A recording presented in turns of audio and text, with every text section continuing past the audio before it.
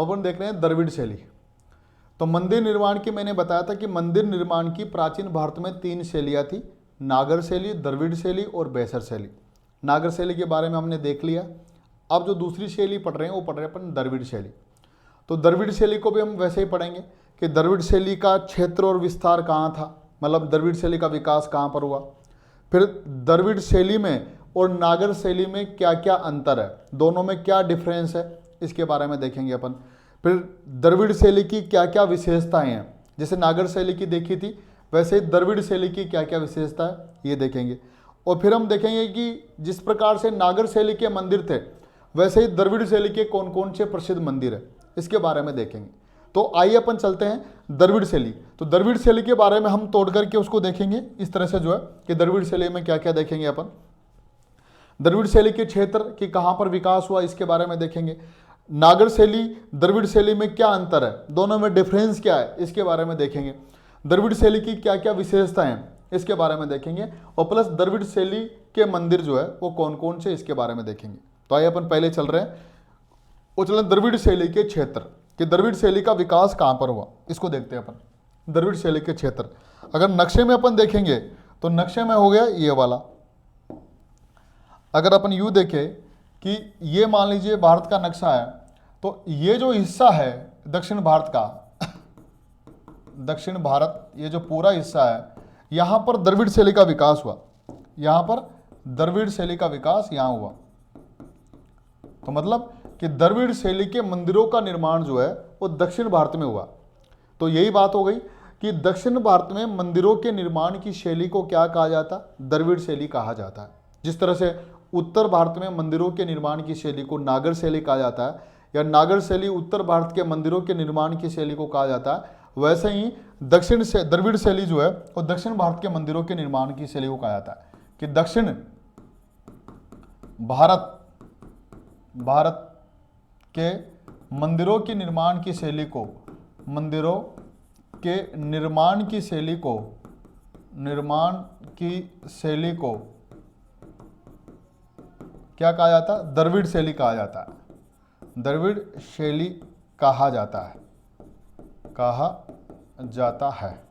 तो दक्षिण भारत के मंदिरों के निर्माण की शैली को क्या कहा जाता है, द्रविड़ शैली। जैसे उत्तर भारत के मंदिरों के निर्माण को कहते हैं वैसा ही जो है इसको देखिए कि दक्षिण भारतीय मंदिरों के निर्माण की शैली को द्रविड़ शैली कहा जाता है। दूसरा, इस शैली का विकास दक्षिण भारत में हुआ जहां के संपूर्ण मंदिर द्रविड़ शैली में बने हुए। जैसे उत्तर भारत के संपूर्ण मंदिर नागर शैली में और दक्षिण भारत के संपूर्ण मंदिर जो है वो द्रविड़ शैली में बने हुए हैं। ठीक है। अब जो है जिस प्रकार से हमने देखा था, एक सेकेंड गेट को बंद करना नहीं में। तो जिस प्रकार से हमने देखा था कि दक्षिण भारत के संपूर्ण मंदिरों की शैली जो है वो द्रविड़ शैली कहलाती है, उत्तर भारत के मंदिरों के निर्माण की शैली जो है वो क्या कहलाती है, द्रविड़ शैली, नागर शैली कहलाते हैं। तो वैसे ही ये द्रविड़ शैली हो गई। अब अपन देख रहे हैं कि द्रविड़ शैली और नागर शैली में डिफरेंस क्या है, नागर शैली और द्रविड़ शैली में क्या क्या अंतर है, इसको देख रहे हैं अपन। अब देखिए इस अंतर को समझना बहुत जरूरी है। हर एग्जाम के पॉइंट ऑफ व्यू से पूछ सकता है आपसे वो कि निम्न में से कौन सी शैली कौन सी विशेषता नागर शैली की नहीं है और कौन सी विशेषता द्रविड़ शैली की नहीं है, इसके बारे में अपन देख रहे हैं। तो देखिए अपन एक तरह तो कर लेते हैं अपन, कौन सा, इधर कर लेते हैं अपन नागर शैली कि मंदिरों के अंग के आधार पर ही जो है हम दोनों में अंतर देखेंगे, क्या क्या अंतर है वो देखेंगे। इधर है द्रविड़ शैली।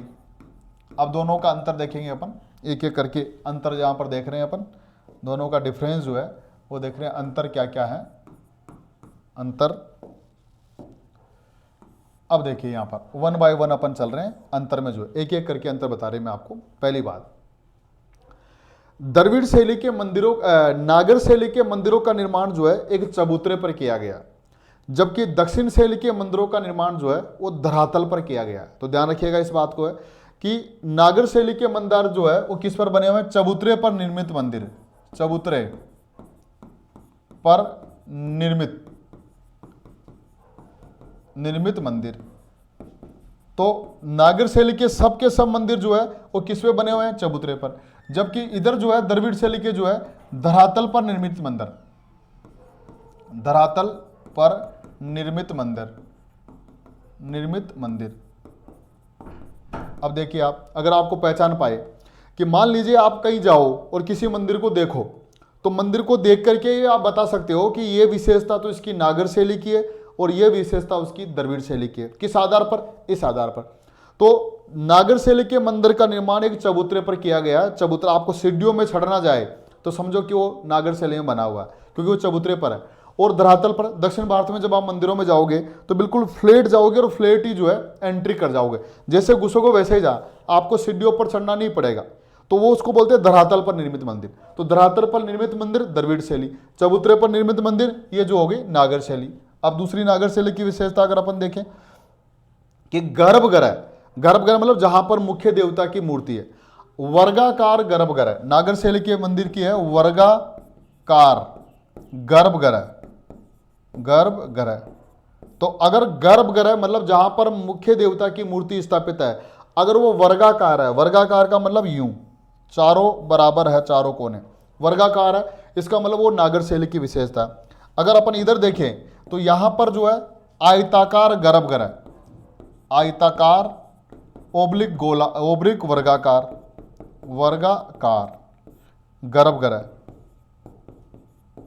अब यहां पर देखिए आप कि ये तो पूरे के पूरे यहां पर किसी भी तरह से कोई भी मंदिर होगा नागर शैली का तो उसका गर्भगृह वर्गाकार होगा, चौकोर होगा। लेकिन दक्षिण भारत के मंदिरों की द्रविड़ शैली का जो गर्भगृह है वो या तो आयताकार है, वो वर्गाकार भी हो सकता है, लेकिन आयताकार। अगर ये देखें तो इसका मतलब कि अगर आपसे एग्जाम में पूछे कि आयताकार गर्भगृह किस शैली की विशेषता, तब आएगा द्रविड़ शैली। वर्गाकार पूछे तो वर्गाकार तो इसकी तो है ही है, यहां वर्गाकार भी मिलेंगे लेकिन आयताकार सिर्फ यही मिलेंगे, यहां नहीं मिलेंगे आपको। तो आयताकार गर्भगृह, आयताकार का मतलब इस तरह के आयताकार जो है, इस तरह के जिसके आमने सामने की भुजाएं बराबर हो, तो आयताकार गर्भगृह ये तो हो गया द्रविड़ शैली, और वर्गाकार गर्भगृह ये हो गया नागर शैली। आगे इसी अंतर को अपन आगे चल रहे हैं अपन। इधर तो हो गया कौन सी? नागर शैली। हम देख रहे थे नागर शैली, अंतर देख रहे हैं अपन, और इधर देख रहे हैं अपन द्रविड़ शैली, द्रविड़ शैली, दोनों में अंतर देख रहे हैं। इसी क्रम से आगे चल रहे हैं अपन। तो फिर वापस आते हैं अपन यहाँ पर। देखिए अब देखिए आगे जो है इसी क्रम से आगे में जो आएगा कि अगर छत, मंदिर की छत समतल है या त्रिकोण है, उसको बोलते हैं अपन नागर शैली की विशेषता। छत कैसी? समतल छत, समतल छत हो या त्रिकोणात्मक छत हो, त्रिकोणात्मक छत हो, और इसको बोलते हैं अपन रेखा शिखर, रेखा शिखर,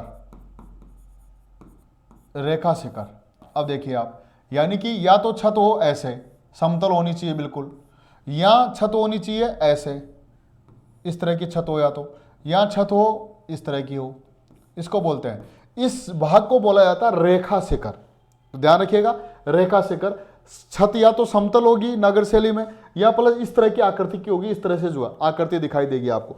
जबकि अगर आप इधर देखोगे आप द्रविड़ जो है तो पिरामिड नुमा शिखर, पिरामिड नुमा शिखर, पिरामिड नुमा शिखर। और पिरामिड नुमा शिखर को क्या बोलते हैं? विमान। पिरामिड नुमा शिखर को बोलते हैं विमान, यानी कि वो ऐसे होगा। छत अगर आप देखोगे तो यूं यूं यूं यूं यूं करके यूं बना होगा, फिर यूं यूं करके होगी, बहुत ज़्यादा जो है इस तरह से जो है छत का निर्माण होगा। ऐसे होगी अगर छत इस तरह से होगी तो वो हो गया पिरामिड नुमा शिखर। तो यानी कि आपसे पूछ रहे कि पिरामिड नुमा शिखर किस शैली की विशेषता? द्रविड़ शैली की। या विमान किस शैली की विशेषता? द्रविड़ शैली। शिखर, रेखा शिखर जो है इस तरह की रेखा शिखर, ये किसकी विशेषता?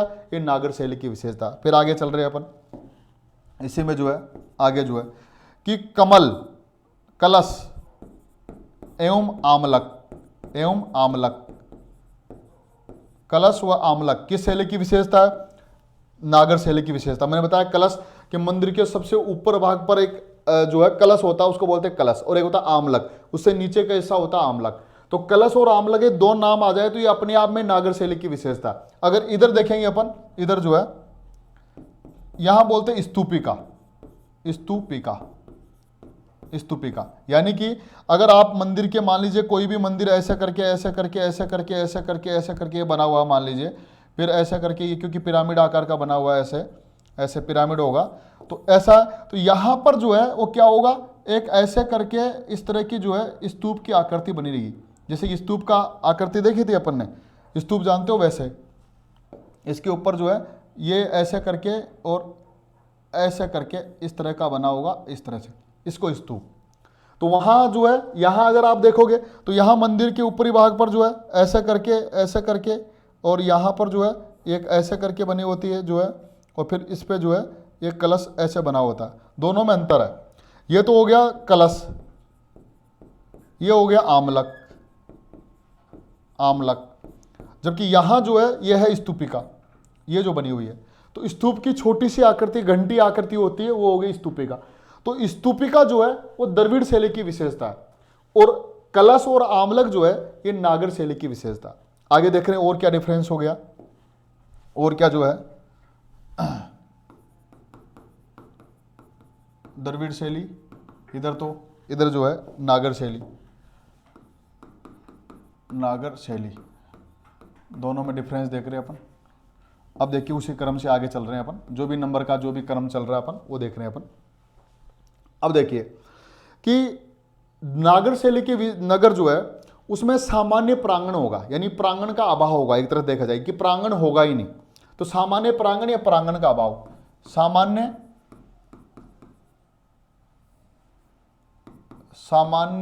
प्रांगण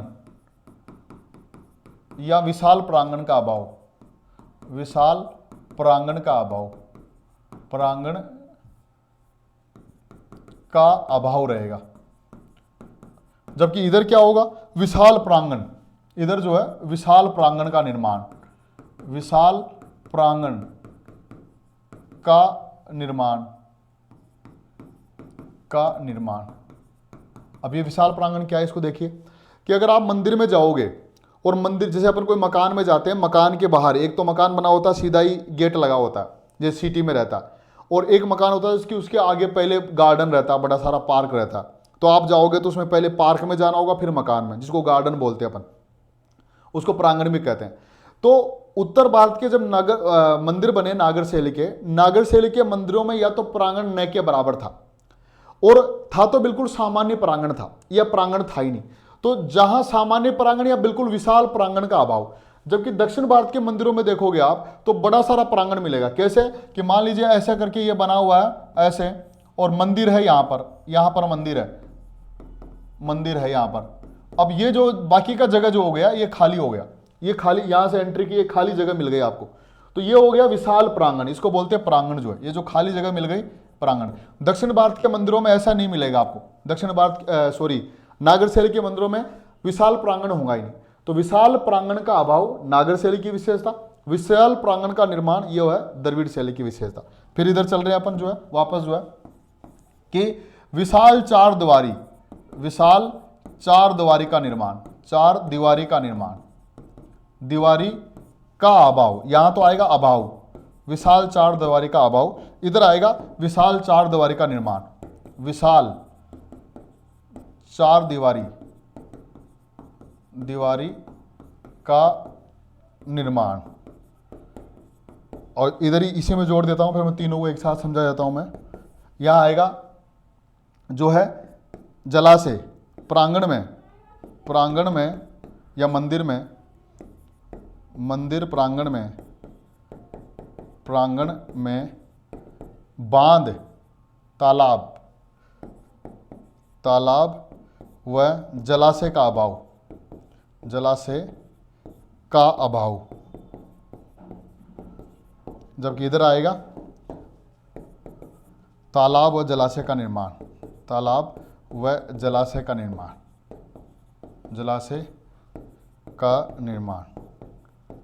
अब देखिए तीनों को एक साथ समझ लीजिए कि नागर शैली के मंदिरों में जो है वो सामान्य जो है वो प्रांगण होता है या प्रांगण होता ही नहीं है, पहली बात। दूसरा, नागर शैली के मंदिरों में तालाब का और जलाशय का अभाव होता है, और नागर शैली के मंदिरों में चारों ओर विशाल चार दीवारी का अभाव होता है, क्योंकि प्रांगण होता ही नहीं तो चार दीवारी कैसे होगी। जबकि द्रविड़ शैली में जाएंगे तो द्रविड़ शैली में विशाल प्रांगण होता है, जैसे मैंने बताया ये मंदिर है, ये चारों तरफ का प्रांगण है, खाली जगह है, ये हो गया विशाल प्रांगण। फिर विशाल चार दीवारी का निर्माण, ये देखिए ये चार दीवारी जो है इस तरह से बन रही है, विशाल चार दीवारी यहां से बन रही है, तो चारों तरफ चार दीवारी का निर्माण, और इसी के अंदर जो है कहीं पर भी जो है क्या होगा, कोई ना कोई जगह तालाब होगा, तो तालाब और जलाशय का निर्माण, तो तालाब और जलाशय का निर्माण, विशाल चार दीवारी का निर्माण, विशाल प्रांगण का निर्माण, ये किस शैली की विशेषता, द्रविड़ शैली की विशेषता है। जबकि इधर जो है नागर शैली में क्या है कि नागर शैली में जो है ये जो विशेषता है इनका क्या पड़ता है, अभाव रहता है, विशाल प्रांगण नहीं होता, जलाशय नहीं होता, और प्लस जो है विशाल चार दीवारी नहीं होती। आगे चल रहे हैं, इसी क्रम को जो है आगे बढ़ाने अपन, इधर हो गई द्रविड़ शैली, द्रविड़ शैली, इधर हो गई नागर शैली। अंतर देख रहे हैं अपन, उसी क्रम में आगे चल रहे हैं अपन जो भी चल रहे हैं। इधर देखिए अब आप कि मंदिर के प्रवेश द्वार पर, अगर आप किसी मंदिर में जाओ और मंदिर के प्रवेश द्वार के ऊपर जो है वो किसकी, गंगा यमुना की मूर्तियां हो या कोई पशु पक्षी की मूर्तियां हो, विशेषकर गंगा यमुना की मूर्तियां, तो मंदिर के प्रवेश द्वार पर गंगा यमुना की मूर्तियां हो तो वो नागर शैली की विशेषता, और मंदिर के प्रवेश द्वार पर अगर द्वारपाल हो वो द्रविड़ शैली की विशेषता है। तो प्रवेश द्वार पर, प्रवेश द्वार पर गंगा यमुना की मूर्तियां, गंगा यमुना की मूर्तियां, ये नागर शैली की विशेषता है। और इधर जो है अगर देखिए अपन कि प्रवेश द्वार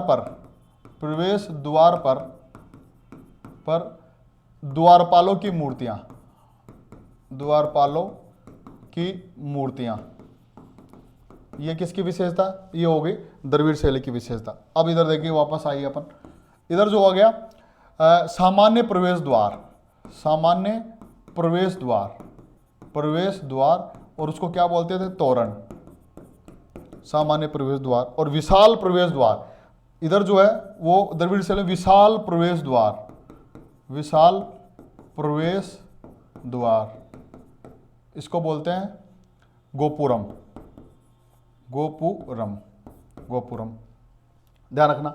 तो नागर प्रवेश द्वार पर अगर गंगा यमुना की मूर्तियां, वो नागर शैली की विशेषता। प्रवेश द्वार के ऊपर जो है अगर द्वारपाल, दो लोग खड़े हैं द्वारपाल, तो वो है द्रविड़ शैली की विशेषता। प्रवेश द्वार अगर सामान्य प्रवेश द्वार है, कोई जैसे कि मान लीजिए मंदिर है 10 फीट का ऊंचा और 10 फीट का ही आपके पास में गेट है प्रवेश, तो सामान्य प्रवेश द्वार उसको कहते हैं तोरण।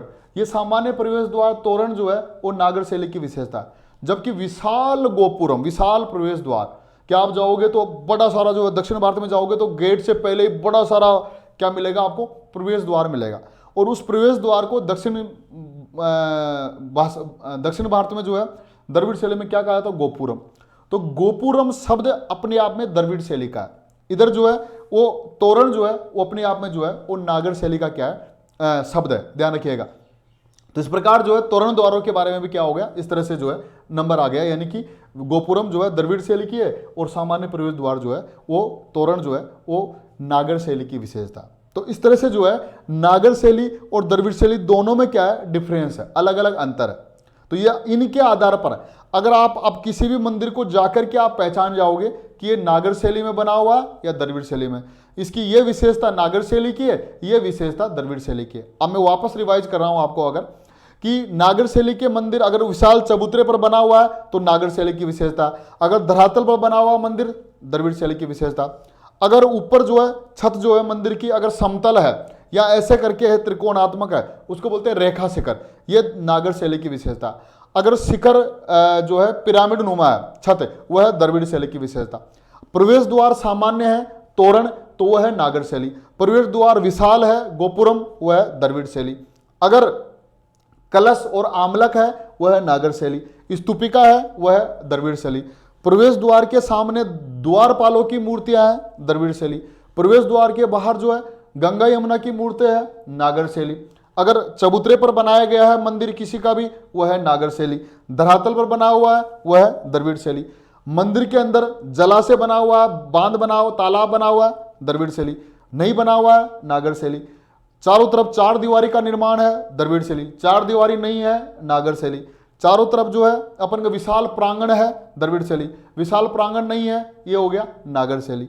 इस तरह से जो स्तूपा है, स्तूपिका, यह है जो है द्रविड़ शैली की विशेषता। तो इस प्रकार जो है अलग अलग है। रेखा शिखर नागर शैली, विमान जो है वो है पिरामिड नुमा छत जो है जिसको बोलते हैं पिरामिड नुमा शिखर, उसको बोलते हैं विमान, ये हो गई द्रविड़ शैली। तो इस प्रकार किसी भी मंदिर को देख करके आप ये बता सकते हो कि इसकी ये विशेषता नागर शैली की है, ये विशेषता जो है वो द्रविड़ शैली की। ये दोनों में क्या हो गया, नागर शैली द्रविड़ शैली में अंतर हो गया। ये देखिए आपको दिख जाएगा यहां पर जो है, ये जो ऊपर बना हुआ है ये तो है नागर शैली के ये जो ऊपर वाला है ये देखिए आप, ये है नागर शैली के मंदिर है, ये है नागर शैली।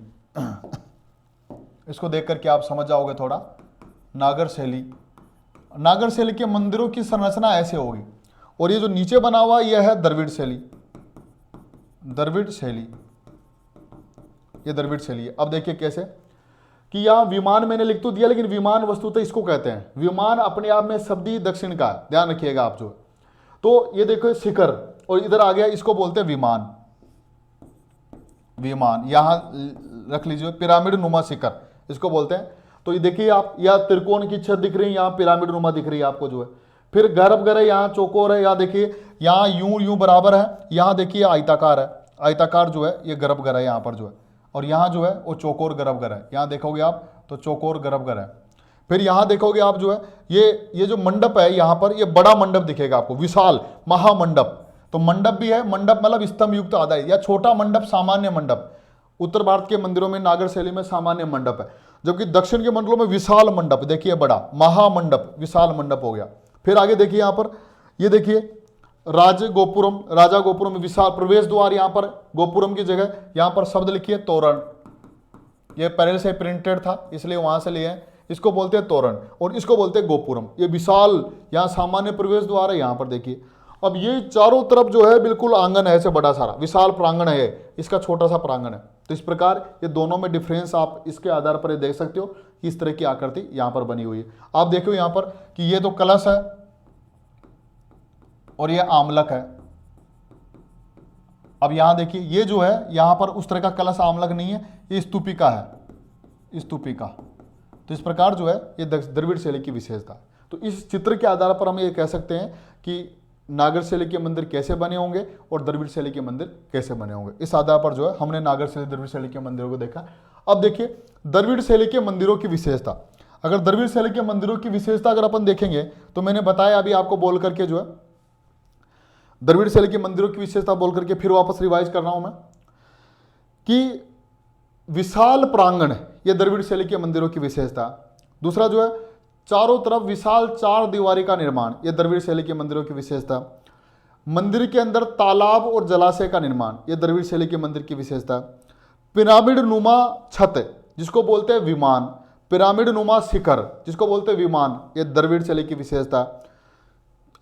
आयताकार गर्भगृह, ये द्रविड़ शैली की विशेषता।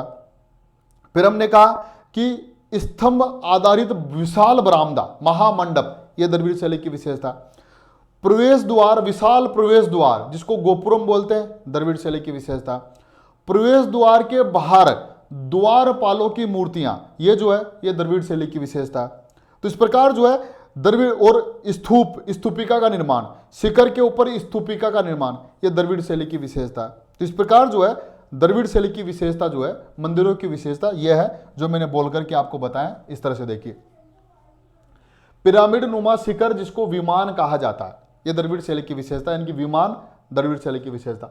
धरातल पर निर्मित मंदिर, यानी कि चबूतरे पर नहीं बने हो, सीधे फ्लैट धरातल पर बने हो, द्रविड़ शैली की विशेषता। विशाल प्रांगण का निर्माण, द्रविड़ शैली की विशेषता। विशाल मंडप, स्तंभ युक्त बरामदा, तो बड़ा मंडप है द्रविड़ शैली की विशेषता। सामान्य मंडप है नागर शैली। विशाल प्रवेश द्वार जिसको गोपुरम कहा जाता है, अगर विशाल प्रवेश द्वार है तो वो हो गया गोपुरम। मंदिर के प्रवेश द्वार पर निर्मित द्वारपालों की मूर्तियां, अगर द्वारपालों की मूर्तियां द्रविड़ शैली। आयताकार, वर्गाकार एवं गोलाकार, कभी कभार जो है इस तरह के क्या मिल जाते हैं अपन को, गर्भगृह। तो मुख्य रूप से जो है वो है ये आयताकार, क्योंकि वर्गाकार ये तो उत्तर भारत में मिल जाता है। ये दो चीजें हो गई, गोलाकार हो या प्लस आयताकार। अगर ऐसा गर्भगृह है तो फिर वो क्या कहलाएगा, द्रविड़ शैली का है। मंदिर के चारों ओर विशाल चार दीवारी का निर्माण, ये भी जो है वो क्या है, द्रविड़ शैली की विशेषता। द्रविड़ शैली के मंदिरों का निर्माण, अब देख लीजिए यहां पर मंदिरों का निर्माण, द्रविड़ शैली के मंदिर, अब देख लीजिए द्रविड़ शैली के मंदिर जो है कि द्रविड़ शैली के मंदिर कहाँ कहाँ बने। जैसे उत्तर भारत में नागर शैली के बने, वैसे ही कि दक्षिण भारत में द्रविड़ शैली के मंदिरों का निर्माण करवाया गया।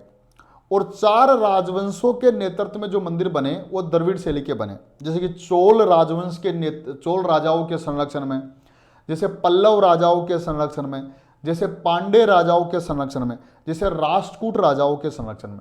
तो 4 राजवंशों के अधीन उनके संरक्षण में दक्षिण भारत में जो मंदिर बने वो सब के सब जो है वो किस शैली में बने हुए थे? द्रविड़ शैली में। तो मतलब 4 राजवंशों ने जो है वो द्रविड़ शैली को संरक्षण दिया। और 4 राजवंशों के जो नाम है वह है चोल वंश के काल में जो भी मंदिर बने, पल्लव काल, राष्ट्रकूट काल और पांडे काल। तो पांडे शासकों के संरक्षण में राष्ट्रकूट, पल्लव, चाल, आपसे पूछे चोल राजाओं के नेतृत्व में किस मंदिरों की कौन सी शैली बनी? द्रविड़ शैली। पल्लव राजाओं ने जो भी मंदिर बनाए, कोई भी जो इनके मंदिरों को पढ़ेंगे डिटेल से आगे अपन। तो पल्लव काल में जो है वो मंदिर बने द्रविड़ शैली में, राष्ट्रकूटों के संरक्षण में बने वो द्रविड़ शैली, और पांडे राजाओं के संरक्षण में बने वो भी द्रविड़ शैली। मतलब कि द्रविड़ शैली के मंदिरों का निर्माण जो है दक्षिण भारत में चोल, पल्लव, राष्ट्रकूट, पांडे राजाओं के संरक्षण में किया गया। वही लाइन मैंने यहाँ पर लिखी है कि द्रविड़ शैली के मंदिरों का निर्माण आंध्र प्रदेश में हुआ, यानी कि दक्षिण भारत में जितने भी थे, आंध्र प्रदेश, तमिलनाडु, केरल आदि क्षेत्रों में निम्न 4 राजवंशों के काल में हुआ। पल्लव काल, राष्ट्रकूट काल, चोल काल और पांडे काल। इन 4 राजवंशों के काल में जो है वो क्या हुआ? द्रविड़ शैली के मंदिरों का निर्माण हुआ। तो ध्यान रखना, चारों राजवंशों में जो भी मंदिर बने वो सब द्रविड़ शैली के हैं। अब देखिए कि दक्षिण भारत में जितने भी मंदिर बने वो सब द्रविड़ शैली में थे, लेकिन कौन सा मंदिर ऐसा है जो द्रविड़ शैली का सर्वश्रेष्ठ उदाहरण है? जैसे कि नागर शैली में निर्मित सबसे श्रेष्ठ मंदिर कौन सा है? वो कौन सा था? वो बताया था अपने भुवनेश्वर का लिंगराज मंदिर, जो नागर शैली में सर्वश्रेष्ठ मंदिर है। वैसे ही दक्षिण भारत में जितने भी मंदिर है सब द्रविड़ शैली में, लेकिन सर्वश्रेष्ठ मंदिर कौन सा? वो है तंजौर का राज राजेश्वर मंदिर, जिसको वरदारेश्वर मंदिर भी बोलते हैं। तो तंजौर का राज राजेश्वर मंदिर जो है वो द्रविड़ शैली का सर्वश्रेष्ठ एग्जाम्पल है, उदाहरण है। वही है कि तंजौर का राज राजेश्वर मंदिर ये द्रविड़ शैली में बना हुआ है। महाबलीपुरम के मंदिर जितने भी मंदिर बने द्रविड़ शैली। कांची का कैलाशनाथ मंदिर द्रविड़ शैली। मदुरई का मीनाक्षी मंदिर द्रविड़ शैली। मतलब केरल में, आंध्रा में और तमिलनाडु में जितने भी मंदिर बने हैं वो सब के सब मंदिर जो है वो कौन सी शैली में बने हुए हैं? द्रविड़ शैली में बने हुए हैं, ध्यान रखिएगा। तो इस प्रकार जो है पूरे के पूरे दक्षिण भारत में द्रविड़ शैली में मंदिर। इन मंदिरों के बारे में जब हम राष्ट्रकूट पढ़ेंगे तो राष्ट्रकूट में पढ़ेंगे डिटेल से, पल्लव काल पढ़ेंगे तो डिटेल से वहाँ पढ़ेंगे, चोल काल पढ़ेंगे, पांडे काल पढ़ेंगे तो डिटेल से वहाँ पढ़ेंगे। तो ये मंदिर जो है वो द्रविड़ शैली में बने हुए हैं। अब नोट करके मैंने एक बात लिख दी है कि तंजौर का राज राजेश्वर मंदिर, जिसको वरदारेश्वर मंदिर भी बोलते हैं, द्रविड़ शैली का सर्वश्रेष्ठ मंदिर माना जाता है, जिसका निर्माण चोल शासक राजराज प्रथम के द्वारा कराया गया। तो जैसे नागर शैली का सर्वश्रेष्ठ मंदिर भुवनेश्वर का लिंगराज मंदिर है, वैसे ही द्रविड़ शैली का सर्वश्रेष्ठ मंदिर जो है वो कौन सा है? राज राजेश्वर मंदिर है। तो ध्यान रखिएगा, राज राजेश्वर मंदिर जो है और द्रविड़ शैली की जो है वो सबसे महत्वपूर्ण विशेषताओं के रूप में आता है द्रविड़ शैली का जो है। ठीक है, अब इसके बाद में अपन देख रहे हैं बेसर शैली। तो इस प्रकार द्रविड़ शैली के बारे में हमने डिटेल से देखा कि द्रविड़ शैली का विकास कहाँ पर हुआ? दक्षिण भारत में हुआ। द्रविड़ शैली के मंदिरों की विशेषता हमने देख लिया, क्या क्या विशेषता है। द्रविड़ शैली में और नागर शैली में क्या क्या अंतर है ये हमने देख लिया। द्रविड़ शैली के मंदिरों का कहाँ निर्माण हुआ ये हमने देख लिया, किन राजवंशों के काल में हुआ ये हमने देख लिया, और द्रविड़ शैली का सर्वश्रेष्ठ मंदिर कौन सा है ये हमने देख लिया। तो ये हो गया द्रविड़ शैली के बारे में। अब हम देख रहे हैं बेसर शैली के बारे में, क्योंकि इन दोनों के संरक्षण से, दोनों के मिश्रण से नई शैली बनी, उसका नाम है बेसर शैली। तो अब हम देख रहे हैं बेसर शैली के बारे में।